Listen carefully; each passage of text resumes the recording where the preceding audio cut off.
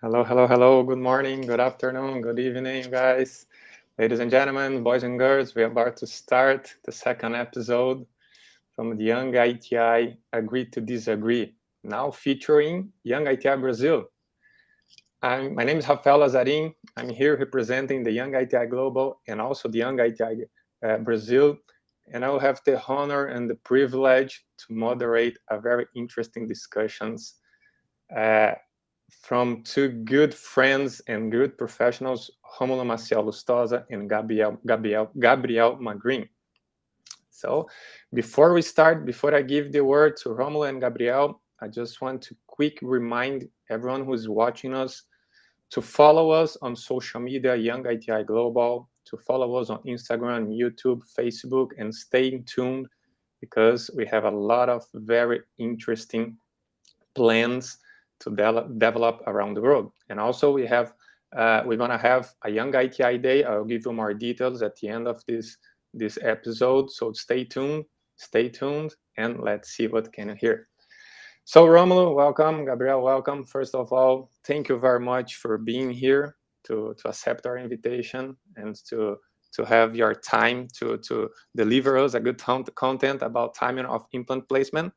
Particular, it's a topic that I like it very much, and I also know that the ITI likes a lot because they are studying from the ITI Consensus Conference since 2003, basically the timing from post extraction implant placement. So I will give first the word to you, Romulo, just to give a quick introduction for yourself, and then Gabriel, and then later on we can start with the lectures. Hello, guys. My name is Romulo. As Rafa said, I'm from Brazil. I'm an ITI fellow and a former ITI scholar at UCAM Munster. And nowadays, I'm a PhD candidate at State University of Maringá. And also, I do some private practice, and I would talk to you about immediate implant placement. So I hope that you put a lot of questions here in the chat so we can talk about them later.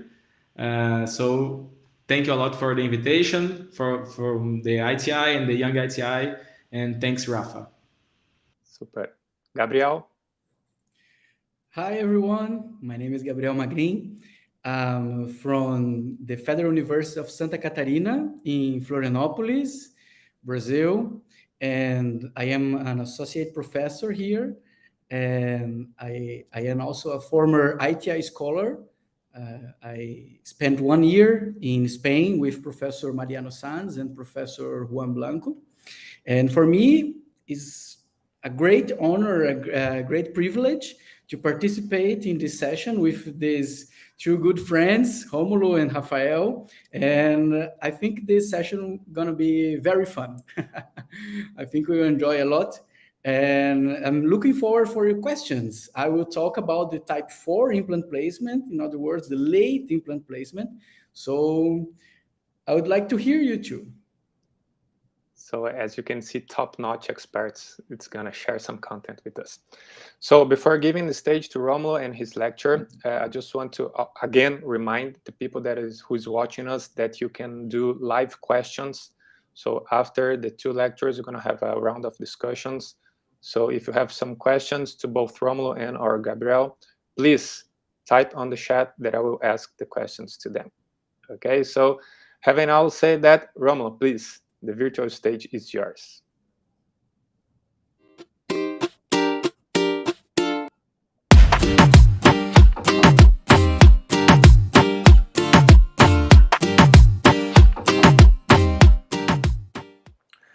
Hello, everyone. My name is Romulo Lustosa, and I'm an oral and maxillofacial surgeon. I'm also a former ITI scholar and an ITI fellow from the Brazilian section. I'm here to talk to you today about immediate implant placement, also known as type 1 implant placement. I'm going to ask you, why not immediate implant placement? It reduces treatment time, reduces number of interventions, also morbidity. It might preserve hard and soft tissues when you use it with a provisional, and it aids in achieving ideal aesthetic outcome. So it seems quite appealing for you, for the clinician, for the patient. So let's see some evidence about this today. In our agenda, we are going to talk about ITI consensus of 2018 and some preoperative anatomic related, bone related key points to achieve a better outcome with type 1 implant placement. So when we go through this paper of Gallucci of the consensus of 2018, we see this combination of type of placement or also time of placement and time of loading. This leads us to the combination of these procedures. So type 1A is immediate placement and also immediate loading. We have a success range with a huge gap, so from 87 to 100%. It's quite huge and it's a clinically documented procedure, so it does not have a lot of evidence. With type 1C, this success range, it's a little bit, the gap is a little bit narrower, and we have a scientifically and clinically validated procedure. But how do we close this gap even more? We get close to this 100. So we are going to talk about this pre-operative assessment. We are going to talk about bone anchorage, facial bone wall thickness, and also socket position within the alveolar bone and horizontal defect at implant shoulder.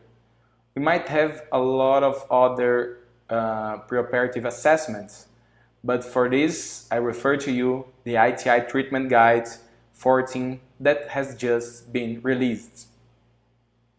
We are going to see this patient today. This patient is a young patient that had 2 failure incisors. How do we solve this in our daily practice? So we are going to start with bone anchorage.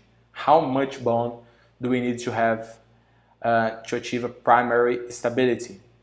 So with this paper of Hamilton and co-workers, the bone anchorage, the apical bone that we should have to achieve this primary stability ranges from 3 to 5 millimeters. But this palatal and basal bone has a variable anatomy, canines, laterals, and also incisors. We all have to take a good look at the CBCT from our patients to choose and to see if this tooth has these 3 to 5 millimeters of apical bone for this engagement, and also the palatal bone. What about the facial bone wall thickness? It's common to talk about facial bone wall thickness in immediate implant placement or type 1. So when we remove a tooth, there are dimensional alterations after this extraction. The palatal bone wall, it reduces a little bit but stays stable. And the buccal bone, it reduces a lot. But why does this happen? We see that the buccal bone wall, also known as bundle bone, when it's really thin, it's a tooth-dependent structure, and it resorbs when we remove it. In this paper by Chapuis and the group of Bern, we see when there's a thick bone wall in the buccal, the reduction or the vertical resorption is close to 1 millimeter. When it's thin or less than 1 millimeter, it reduces a lot, up to 7.5 millimeters, and it's quite variable. When you see studies of prevalence in different locations, in different geographic positions, Latin America, Europe, or Asia, we see that most of the patients have less than 1 millimeter of this buccal bone wall or this bundle bone in the buccal area. In clinical studies, we see also a huge prevalence of thin buccal bone wall. What about the socket position within the alveolar bone envelope? When the tooth angulation in relation to this basal bone, when the tooth angulation is inside the bone, we might have thick bone at the buccal, the bone covers the interproximal aspects, and the healing tissues are well protected from this bone.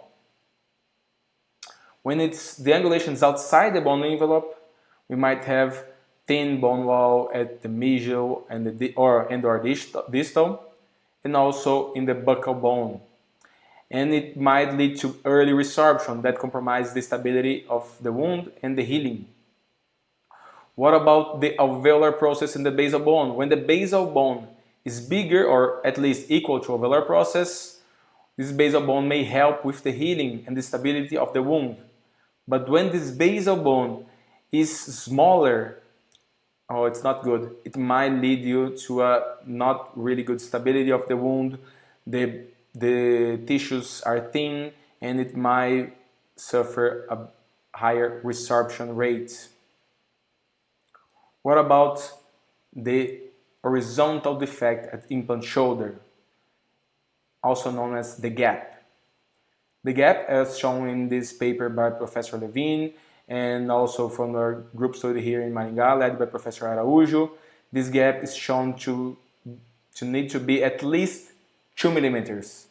When we are bigger than 2 millimeters, we have great coverage of this implant by bone, and we also have a thicker bone on the buccal aspect at implant shoulder 2, 4, and 6 millimeters.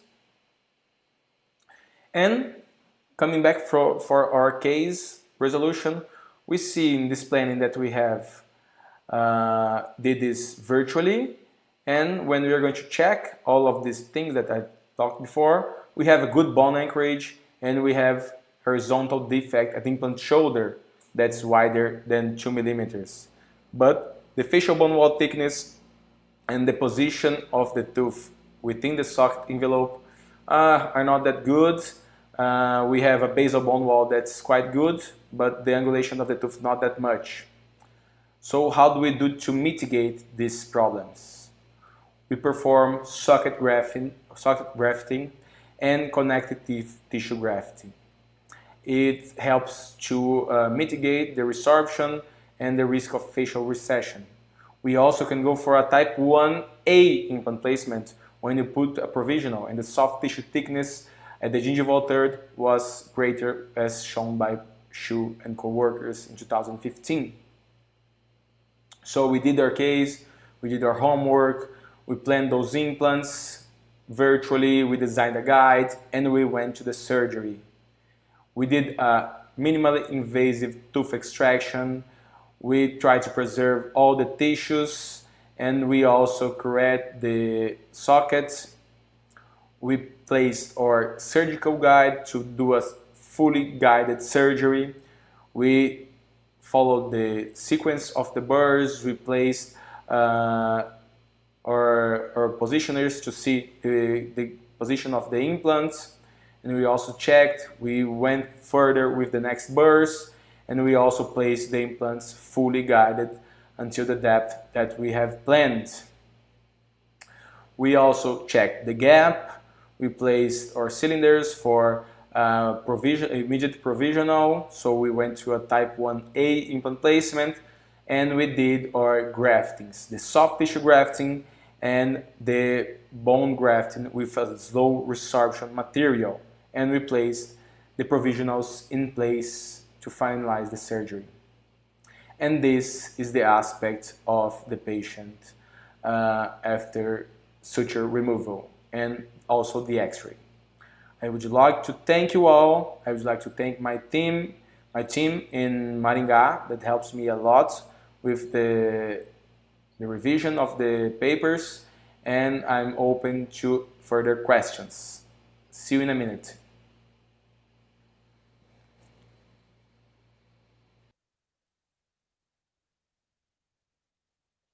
Great.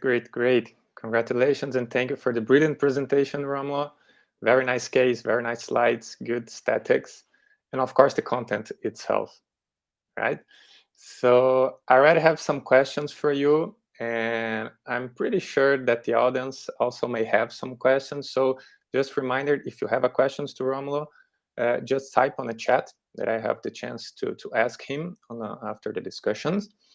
And to be honest, I think let's see what Gabriel has to say, Romulo, about the late implant placement before starting the discussions, okay? So now we're going to have a second lecture with Gabriel, who's talking about the late implant placement. So Gabriel, the virtual stage is yours.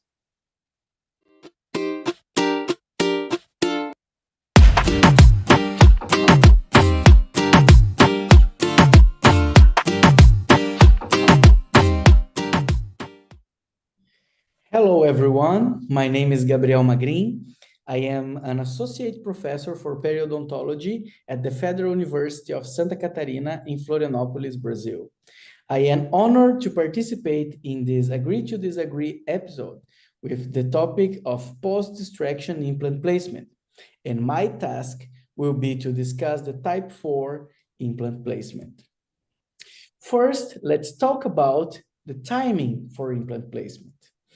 During the third ITI consensus in 2003, the different time points for implant placement after tooth extraction were discussed, and a consensus report was delivered, organizing the post-extraction time for implant placement into 4 different moments. The type 1, which is the implant placement immediately after tooth removal, that Dr. Romulo will further discuss this topic with you in this episode. The type 2, named early implant placement, which is the implant insertion 4 to 8 weeks after tooth removal.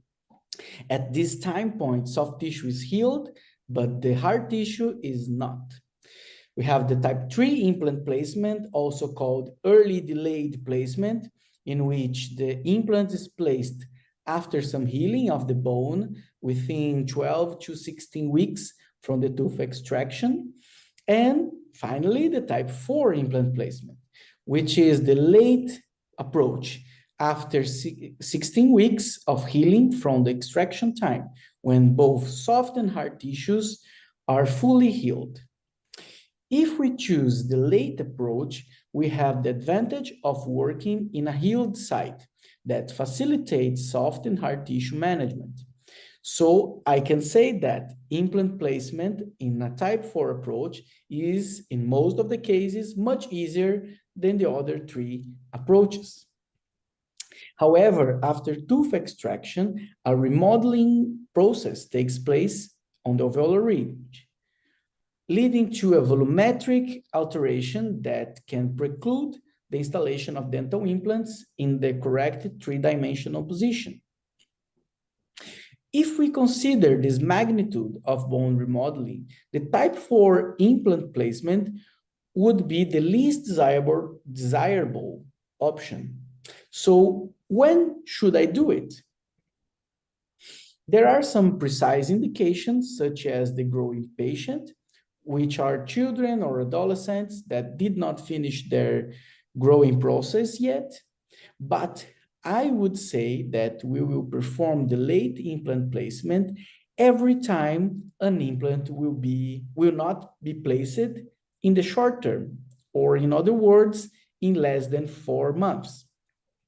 However, to reduce the issues with alveolar ridge remodeling, in most cases, we will perform a procedure called alveolar ridge preservation at the time of tooth extraction.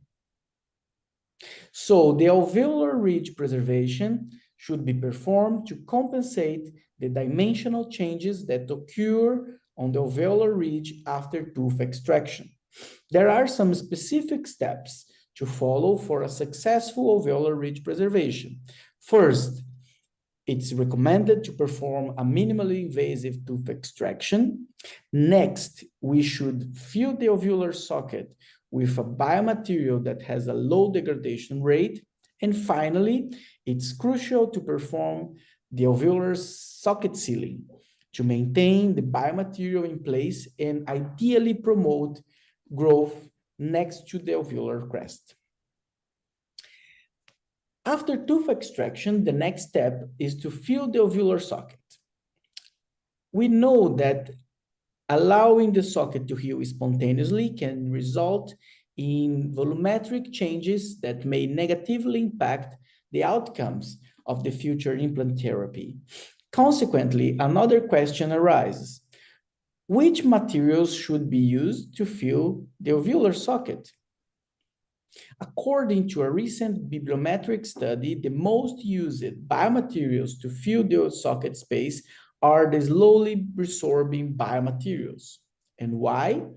Because they have a low degradation rate and remain in situ during the alveolar socket healing, maintaining the alveolar ridge contour in the long term. Now that we know the importance of socket sealing, what approach do I select? Even though we have a strong evidence for the use of slowly resorbing biomaterials to fill the space inside the socket, there is no consensus concerning the approaches for socket sealing. In this randomized clinical trial, 3 different socket sealing approaches were compared: collagen matrix, collagen membrane exposed to the oral cavity, and autogenous punch graft. The results of this study revealed that all 3 socket sealing approaches exhibited similar performance in terms of volumetric maintenance and tissue formation. Therefore, all of them are viable options for supporting alveolar ridge preservation procedures. Now, let's start with a clinical case. This patient has a maxillary first premolar with an extensive and inadequate restoration that was invading the supracrestal tissue space, causing inflammation and discomfort to the patient. Here we can see the occlusal view. We can notice that the buccal contour is well preserved. But when we look at the tomographic exam, we can see that there is no bone to stabilize the implant apically or palatally to the alveolar socket for immediate implant, for example. The maxillary sinus is very close to the root apex, and the palatal bone is very limited. Therefore, we decided for the alveolar ridge preservation and the type 4 implant placement. During the surgical procedure, we could clinically see the subgingival extension of the tooth fracture, which confirmed the need for the extraction of the tooth. This extraction was performed in a minimally invasive way without raising a flap and using a root extractor. Here we can see the alveolar socket after extraction with a nice preservation of the soft and hard tissues. After this, a xenograft material was packed inside the alveolar socket, and the alveolus was closed, was sealed with a collagen matrix. A provisional crown was then delivered to the patient. This is the result after 6 months. We can see a nice preservation of the volume in the extraction site. Of course, the buccal bone was gone, but the biomaterial occupied the spaces during the healing period. Now we have more than enough bone to place our implant. This is the occlusal view after provisional crown removal. We can see this volumetric contour of the buccal aspect, which was maintained since the tooth extraction due to ARP. Considering the favorable situation, an implant was installed in a flapless approach. And here we can see a radiographic exam from the time of the implant placement.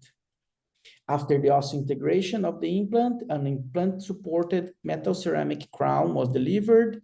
And here is the periapical radiograph after crown delivery. And here we have a 5-year follow-up of the patient with some gingivitis, but a very stable situation. In the occlusal view, we can notice that after this time, the buccal tissue had a slight remodeling, which can occur, and it was not considered a failure.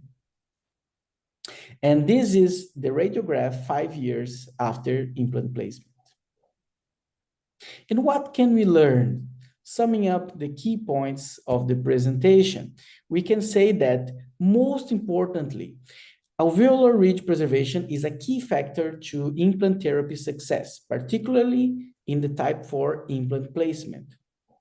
With alveolar ridge preservation, we can maintain most of the volume of the alveolar socket for a late implant placement in a much easier procedure. It is important to mention that bone is mostly immature in sites preserved with slowly resorbing biomaterials after 6 months. Therefore, surgeons should consider this at the time of implant placement, and most importantly, when performing the loading over the implant. And last but not least, non-autogenous biomaterials for socket sealing do not increase morbidity, since they avoid a donor site access for harvesting the soft tissue graft. With this, I finish my presentation, and I greatly appreciate everyone's attention and the opportunity to present this lecture to the ITI community. Thank you very much. Thank you, Gabriel. Also amazing presentation, amazing slides, very pertinent literature. I must say, I saw that you were also one of the co-authors of one of the papers that you presented. So I will try to make some questions more related to that. Well, thank you very much for both presentations. I can see you already have some questions in the chat. And I also may notice that you both were a little polite in your presentations, in a sense that you didn't say, okay, don't do immediate implant placement on this scenario, or go for late implant placement for sure. So before reading some questions from the audience, I would like just to get into more details about case selection for both approaches. Okay, so my first question will be actually to Romulo, because you nicely presented about some site-specific key factors when choosing the type implant implant placement, and you mentioned about the facial bone wall thickness. Okay. Considering the entire evolution, the entire process that we have inside the implant dentistry, that at the beginning we were used to read only go for type 1 placement if you have a thick and intact facial bone wall. Nowadays, sometimes we can read that should be an intact facial bone wall. It's not talking about the thickness itself. So can you share with us your vision, your knowledge, and your opinion about how important it is to have a good thickness of the facial bone wall when selecting a case for type 1 implant placement? Thanks for the question, Rafa. The facial bone wall thickness, it's going to provide you, how can I say, a better outcome, a better prediction of this outcome. It's not that the intact or the thin it's going to be a no-go. You should always consider the other factors, the anatomy of the alveolus, and see if all of these are in favor of your immediate placement. So if you have the other alveolar or socket providing you good source of cells, good source of coagulum stability, you are able to place or to pack the graft as low resorption material, and also to mitigate this possible facial mid-facial recession. Also, you should use the soft tissue graft, the connective tissue graft. There's still some research on substitutes, but for sure, still the golden standard is going to be the connective tissue graft. So if you have a defect in the buccal wall, you might have a little more a tendency to mid-facial recession. But if it's just thin and the others aspects are okay, you might proceed with your procedure. Great. So basically, we should look for more than one site-specific before choosing the right approach or the better approach. And going on the same side, I have a question for you, Gabriel. If we turn the coin, we also have some patient risk factors or specific characteristics that we should look for before choosing the right approach. And in your presentation, you briefly mentioned about growing patients, for example, that you can indicate the late implant placement. In your opinion and in your practice, do you go? What is a growing patient? Let's say, do you have like a age limit that you say, okay, no, let's go for alveolar ridge preservation and late implant placement, or do you have some number that, okay, no, this I can think on type 1, type 2, or type 3 implant placement?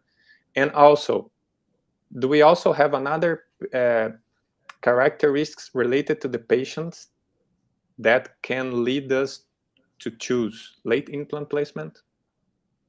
In your opinion, of course. Of course. Perfect, Rafa. Thank you for the question.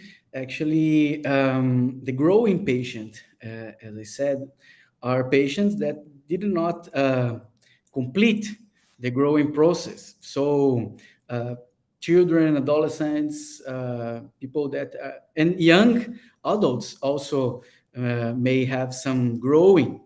So, um, in this kind of patients, I most likely recommend using a type 4 implant placement. Delay your implant placement for um, months or years, because if I just extract the tooth, for example, if I have a extraction indication, a fracture for a patient with 15 years old, if I extract the tooth and don't perform any kind of alveolar preservation, alveolar ridge preservation, I will end up with massive, I can end up with a massive resorption of the bone crests. So in these cases, I perform an alveolar ridge preservation to maintain the volume of the ridge, to perform the implant placement when the patient has, for example, 18 or 20 years old. So this is a very precise indication, but I would say that alveolar ridge preservation and type 4 implant placement may be performed every time. As I said, every time you have to delay your procedure, for example, for more than 4 months. For example, if I have a patient that will travel abroad for 6 months, for example, and need to remove a tooth, what should I do? I will extract the tooth. Of course, 6 months is a lot of time, and I will have a resorption of the bone crest. But during this tooth extraction, I will place some biomaterial to compensate the bone resorption. And then when this patient return, for example, 6 months after, I have most likely enough bone to perform my implant with in a much easier way, without massive reconstructions, So I think the sentence is, there is nothing wrong in doing a type 4 implant placement, but you should use this approach wisely, okay? Because you have other options. Fully agree with you. Fully agree with you. And jumping from case selection to the treatment itself, I mean, how to do it, let's say it. You mentioned, Gabriel, about slow resorbing biomaterial for alveolar ridge preservation. Do we always need to use or to indicate this biomaterial, or autograft, for example, would also work for this particular reason? So, Rafael, I will always go for a slowly resorbing biomaterial. Actually, we have some evidence from articles from Araujo's group that worked with you in the past, and they showed that if you perform a socket graft, if you put autogenous bone inside the alveolar socket, then you have a similar performance as the coagulum, So actually, in most of the cases that you fill up the alveolar space with autogenous bone, you have bone resorption at the end. So I in for to, in these cases that I would like to preserve the volume of the alveolar socket, I may not perform graft fill, alveolar grafting with autogenous bone. I may select slow resorbing biomaterial, for example, xenograft or allograft or a synthetic ceramic, for example, any kind of biomaterial that will be maintained inside the socket long enough to form bone and then maintain the volume, the volumetric contour of the alveolar ridge. So I would go always for a biomaterial with low degradation rate. Great. I think it's very interesting because it's not the importance to how to do it in order to achieve success. It's also a key point for every clinicians, right? So going on the same line, now a question for you, Romulo. I'm just doing this type of questions because you guys didn't want to really discuss about, okay, my option is better, yours is worse. So I'm trying to really learn with your expertise. So if I go to Romulo, you also mentioned about grafting the gap, right? And you mentioned about the width of this graft, and you gave us the number 2. So if when you have a gap larger than 2 millimeters, it's better. Let's put it that way. So my question would be, what type of graft do we need to use? Is it also slow biomaterial or resorption rate biomaterial, for example? Or on this particular scenario, could it be autogenous? And why 2 millimeters? I mean, is there any biological reason to have this number in order to have more predictable results? Again, Rafa, thanks for your question. And I'm going to say here, type 1 is better. But now we are getting there. it should be done with caution. Okay. So as we go through these lines, first, the biomaterial for sure should be a slow resorption material, because if it's not, it can resorb really fast. It can provide not a stable matrix, so the autogenous bone can fill this area. So when we bring this to when Professor Bob Levine and the group of Maringá with Professor Araújo and also Deborah Dias performed this article, this is a hot topic now. So we are gathering more information about this, but you can see that it's not just the gap. The gap is one measurement, but you have to see the other part of this. When you have a tooth angulation that is outside the bone envelope, you have a thin facial wall, and you also have a smaller gap normally. So the anatomy is the key. So if you favor the anatomy, if you favor your implant placement combining with a good anatomy, you will have a good outcome. So this 2 millimeter gap provides a bigger region for the cells to grow, for the coagulum to take place, and to form the matrix, so you can further have new bone in this region. So for sure, if you just go for one measurement, it's quite like you take the one apple or one orange and you don't see the whole picture. So in immediate implant placement is as in treatment guide 14, you can see you have a number of topics that it might lead you for hours of lectures. So if you pick just the 2 millimeters and you don't see the other stuff like the anatomy, you will miss a lot of things. And as well, if you are placing an implant and you can reduce the diameter of the implant, you will have a more room for this coagulum, for the cells to come, for the cells to grow, and more walls in the region, so it can provide cells to this region. So the bigger than 2 millimeter gap that this group found is a key point, but you have to combine those. Super. So I think we all agree that case selection is the key factor when dealing with different types of implant placement. In fact, I have a question for you both, because I don't know if you both saw it, but on post of Instagram that was advertising type 1 versus type 4, we have our master, the legend of Danny Boozer, writing that, okay, I'm missing type 2 implant placement in this discussion. So let's say for Romulo and Gabriel, you have a clinical scenario.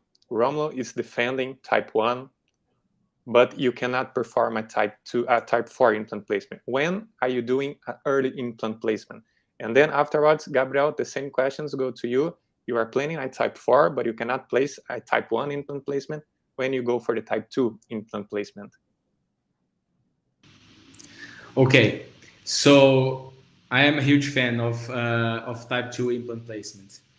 I will start with some considerations. So if I think I'm not able to have a great outcome with type 1. So if the tissues are really thin, the facial tissue, also the buccal bone wall, and also if I think that the patient has a high smile line, okay.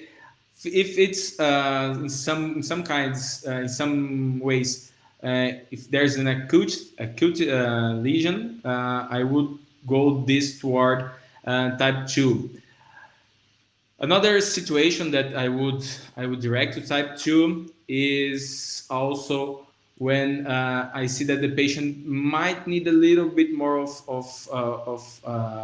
contour, so I can give a little bit more with a graft. So I use, as Professor Boozer published, the double layer, so autogenous, and also the xenograft as well.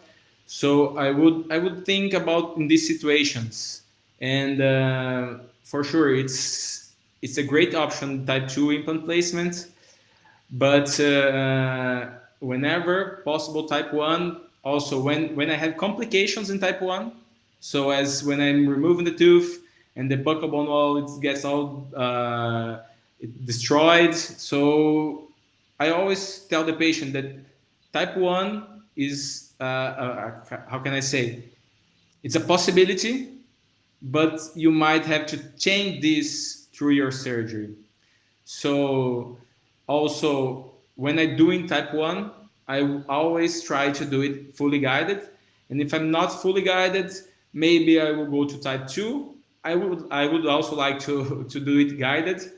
But if not type 2, it's easier to do not fully guided. So the palatal bone is going to be in a process of bone turnover.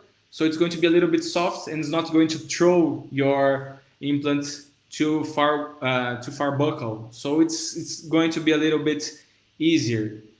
And I also have to put this, so surgeon experience. If you're getting a young clinician, I would not personally recommend a type 1 placement. I would recommend him to begin easier than growing with his experience.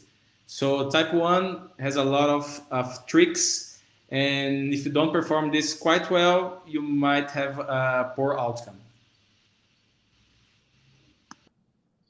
Perfect. My time. So, if I have the opportunity to say something about type 1 implant placement, I love to perform type 1 implant placement, but I know the limitations. As Romulo has brilliantly said, type 1 implant placement is a demanding procedure. It demands uh, high, a highly skilled surgeon. Also, is a procedure that depends on the anatomical characteristics of the socket. So sometimes, as I showed in my clinical case in my lecture, you don't have bone for an immediate implant, neither apically or palatally. You don't have bone to anchor your implant, to have stability to your implant during the immediate implant placement. So in those situations, I normally go to an early implant placement. I wait a little bit and place and try to place the implant afterwards, but it's not every time possible. So sometimes I perform ARP and type 4. Sometimes I wait a little bit for a type 2. And when I take this decision, I make this decision between type 2 or type 4.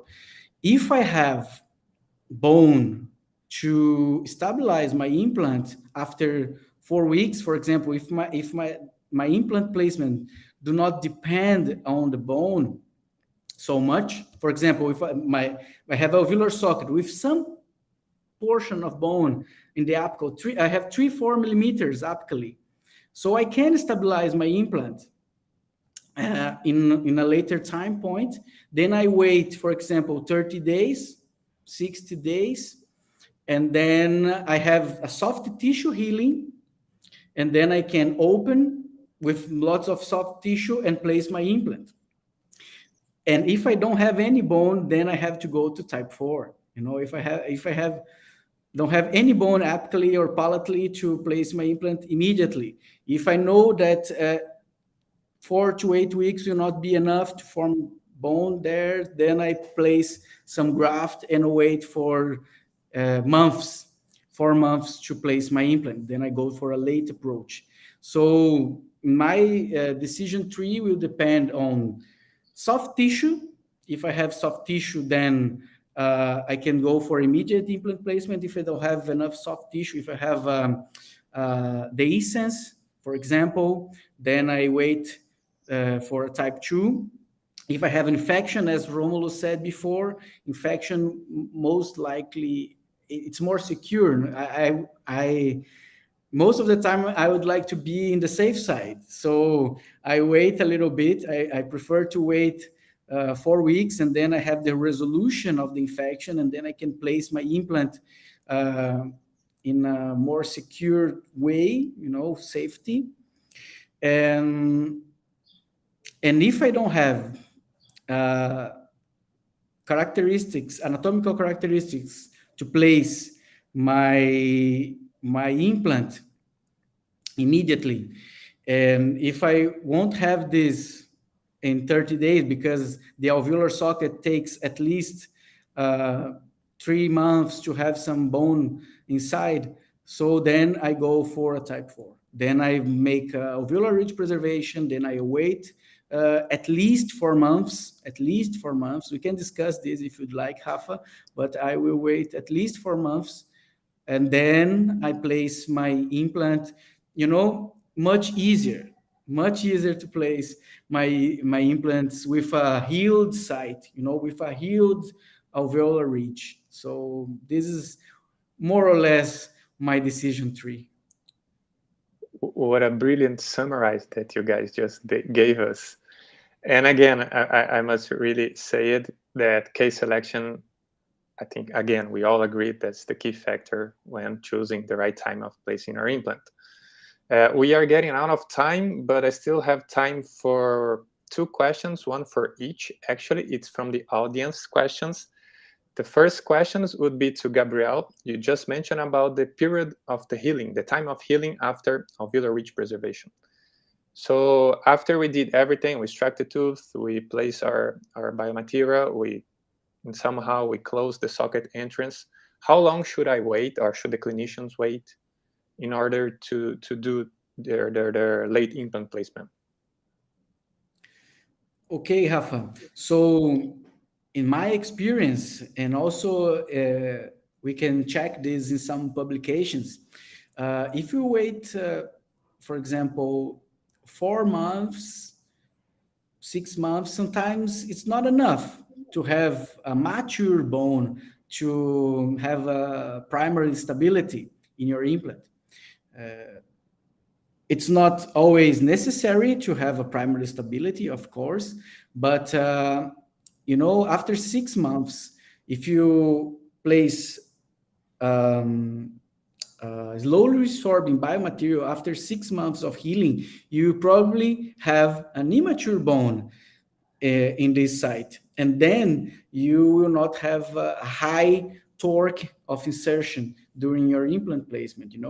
So I normally wait at least 6 months to place my implant, 6 to 8 months to place my implant after ARP.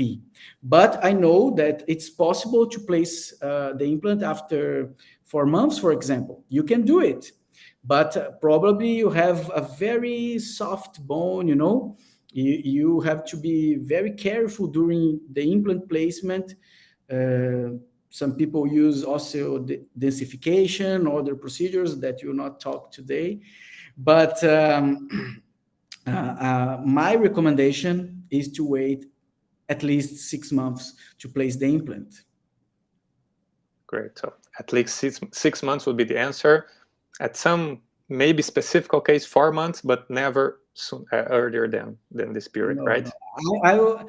I won't recommend, to place in 3 months or 4 months. You have like only particles, probably only particles inside the socket if you go for an implant placement after 3 months. I know some people that try to to go faster and install the implant with 3 months or 4 months, but you cannot count with the bone formation inside the socket with this time point. It's not enough for your body to have lamellar bone, for example, around the particles of the biomaterial inside the socket with this short time. So you have to wait at least 6 months to have some mature bone. You can perform with 4, but 6 months it's the time. It's the time. Great, thank you. You cannot fight against biology, right?